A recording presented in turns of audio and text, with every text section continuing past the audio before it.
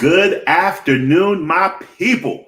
What is going on? It is your main man, Charles Tank Harris, the Chief Visionary Officer and founder of the financial literacy platform Wealth Our Way, where our motto is wealth is not only for the wealthy. I want to welcome each and every one of you to episode 179. I got 3 tips for higher living. But before we get into all of that, I got to practice the attitude of gratitude and say thank you to each and every one of you who are here with me live as I stream across the Wealth Our Way Facebook page and the Wealth Our Way Network YouTube page. If you have not yet subscribed to the Wealth Our Way Network YouTube page, please do so today and step your game up. Ask a friend to do so as well.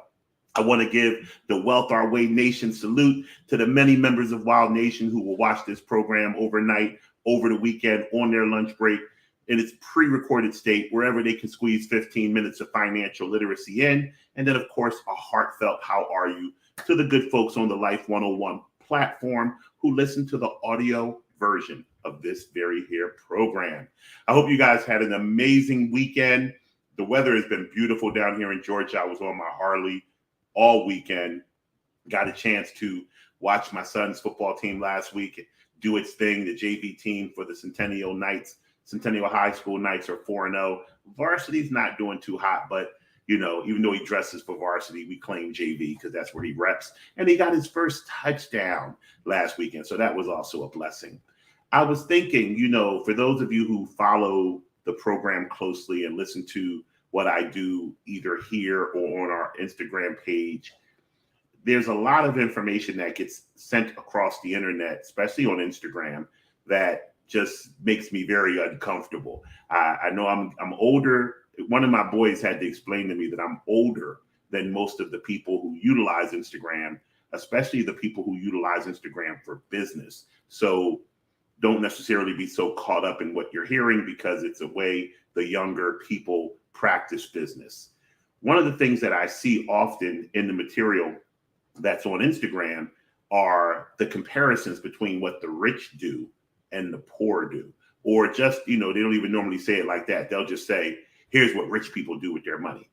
And it always makes me laugh to myself. Like I said, I try not to be a hater, but it makes me laugh to myself because my first question is, how the hell do you, whoever the person is who's making the video, know what rich people do? Are you rich? Do you hang out with rich people?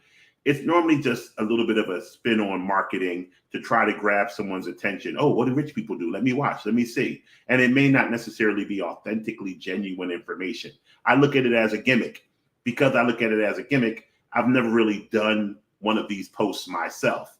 But in my accountability group that I have every weekday morning at 6 a.m., one of my homies told me about a YouTube video that talked about the differences in lifestyles between wealthy and poor people. And when I watched it, I took from it more than just the difference in finances. I took from it the difference between successful and less successful people, fulfilled and less fulfilled people. It was a very interesting video. It covered 10 areas. I, of course, extracted out of it the stuff that I thought would be useful to my audience and did pertain to finances at a higher level. And I want to share those tips with you. I was pleased to know that as I went down the checklist of 10, that I think it was 8 of the 10 things. And not to say that I'm wealthy, not to say that I have a fulfilled life, that I don't have bouts of depression, which you guys know I share with you. But I was very happy to know that I'm on the right path. And that's what we always have to realize is that life is a journey. And we're trying to go in the correct direction. We're trying to be on the correct path, that there is no destination called success. There is no, once I get there, I can stop working. I can stop thinking. I can stop progressing. You will always need to be moving forward in this journey called life. So I want to cover 3 tips for higher living. And what I broke it down to are choices that we make. Because another thing I hear a lot of from people is what they have to do. When the reality is that we have a lot more freedom over our life than we want to say out loud. And I know why we do that psychologically. If we can say we're forced to do a certain thing, that the choice is out of our hands, it kind of absolves us of our personal role in it and our responsibility. It makes us feel like, man, these things are happening to me. I don't really have a choice. I can't quit my job. How am I gonna pay these bills? So I chose to list 3 choices that you can make, and 3 choices that have been made by people who have a more enjoyable and successful life. The first choice is how you spend your time, what you choose to do with your free time. So this morning, I was doing something that I choose to do that I'm trying to eliminate, which was scroll through Instagram and Facebook, checking social media. And I am literally working right now to hire someone, not just for my professional social media, but also as part of their job, they will handle my personal social media. So be aware in the future, you will never talk to me or hear from me online. Like, you'll see these shows, this will be all that I do on the internet that comes from me. When you see a post of a picture of my son catching a touchdown in 3 weeks, it'll be because the person I hired to handle my social media took a list of pictures I gave them and chose to make that post. I am going to eliminate social media for a personal use from my life. I don't find it to be helpful for many, many reasons. When people make a time choice, they say that successful people choose to do things with their time, such as read books, go on the internet for specific videos to help them achieve, seek out exercises, seek out activities that help them lead a more fulfilled life. Whereas people who are on a lower socioeconomic level, or people who tend to have a less fun-filled quality life, they look for escape in their time, i.e. watching TV. I hear a lot of people, so I was going back to what I was scrolling this morning. Somebody commented on the new HBO show, House of Dragons, which I've been told is a continuation of Game of Thrones. I've had so many people tell me that I would love Game of Thrones. It works with how I think and it would be entertaining. And I never watched one episode of Game of Thrones, and I will never watch one episode of House of Dragons. Not to say this is not an amazing program, but I can't see where this is going to add value to my life. And I have so many things that I currently do and so many things that I am trying to do moving forward, where I have very little time for escapism. I have very little time to entertain myself. However, let's be very clear. There is an important need to escape. There is an important need to entertain ourselves. In Stephen Covey's 7 Habits of Highly Effective People, he breaks every activity into quadrants. Quadrant 1, quadrant 2, quadrant 3, quadrant 4. And these quadrants are urgent and important. So in quadrant 1, it is an activity that is both urgent and important. In quadrant 2, it's an activity that's urgent but not important. In quadrant 3, it's an activity that's not urgent but is important. And in quadrant 4, it is an activity that is neither urgent nor important. Guess which quadrant feels better to hang out in? Quadrant 4. Things that are not urgent nor important. Things like scrolling through social media, things like, goofing off, watching silly videos, hanging out with your friends, doing silly stuff. But these are all things that we do need to do.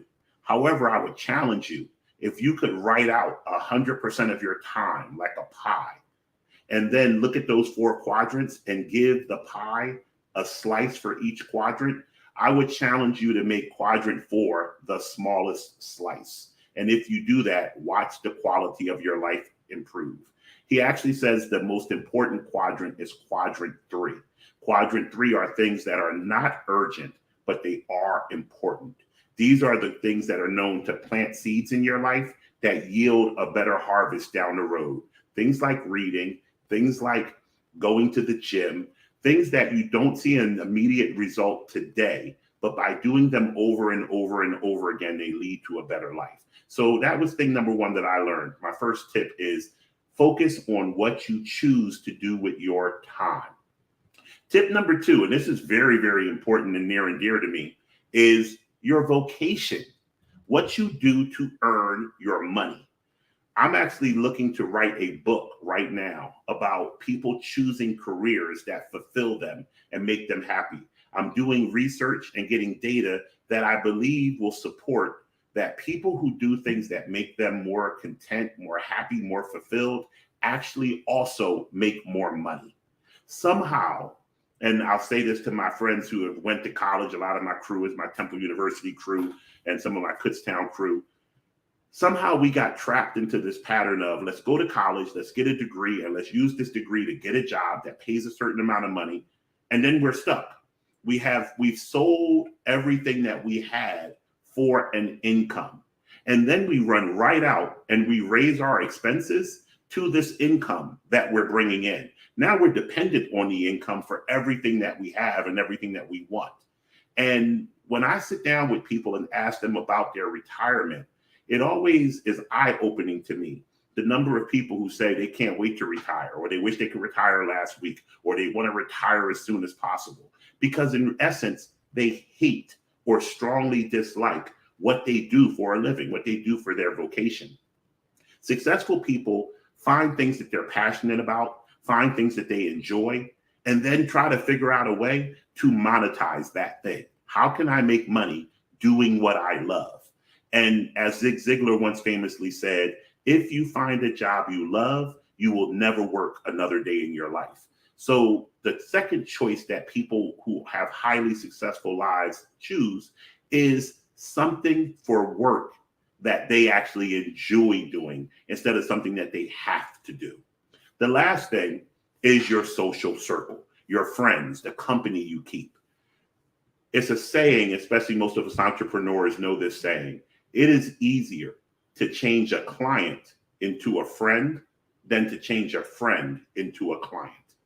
I have a bunch of friends. I have a bunch of people who know me. I do not have as many Wealth Our Way clients as I have people who know me. So clearly these people who love me, can't wait to see Big Tank, give me a high five, ask me if I'm coming to homecoming, how are your kids? They're not doing business with me. They don't care to support what I do for a living, whether they find that it's not needed by them or that I may not be of the quality that they're looking for, whatever their reason. And I don't hate on them for having that feeling, but it's the truth. They don't support it. Whereas everybody who I do business with, everybody who hits my Stripe account or sends me a check, I have a vested interest in deepening the relationship with them. So I choose to find out more about my clients and they become friends. And we talk about things that have nothing to do with business or Wealth Our Way. And I have a whole litany of friends that I've made over the last 25 years that I've been in financial services because my clients are someone who I never want to lose their attention and I want to know what they're interested in so I can share this common goal. Who are your friends? What are your friends doing? This is a lesson I teach to my 14-year-old every day.